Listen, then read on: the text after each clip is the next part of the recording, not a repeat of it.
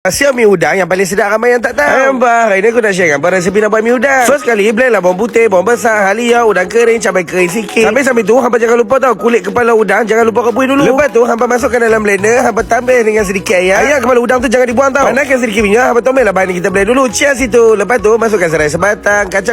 Masukkan sedikit sos tiram, sos cili, sos tomato. Lepas tu, masukkan paste tom yum sikit. Kacau lagi sampai dia betul pecah minyak. Lepas tu, masukkanlah air rebusan udang dan kepala udang tadi tu. Hak ni rahsia yang orang tak tahu dan tak kena kongsi dengan hampa tu. Untuk nak pekatkan kuah, masukkan kentang yang telah direbus sampai dempul, blend halus sampai pecah dalam kuah yang sama. Tujuan kentang ni untuk nak bagi pekatkan kuah. Kocok blender tadi bersama dengan air, bagi kuah tu bagi gam-gam cukup. Nak bagi meriah, masukkanlah fish cake dan fish ball. Lepas tu baru perasakan dengan garam, gula secukup rasa. Sesuai dihidang bersama dengan mi, telur rebus, udang sikit, sayur-sayuran kan. Lepas tu hang bubuhlah kuah. Nak bagi lagi kick, jangan lupa bicik limau. Udang Pak Man.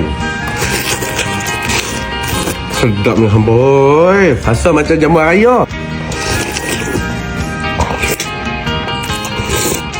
Macam mana kau tu udang?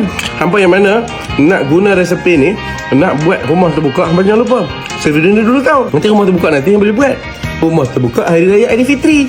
Nah, hari batin. Biar ayah jangan lupa kat pamen.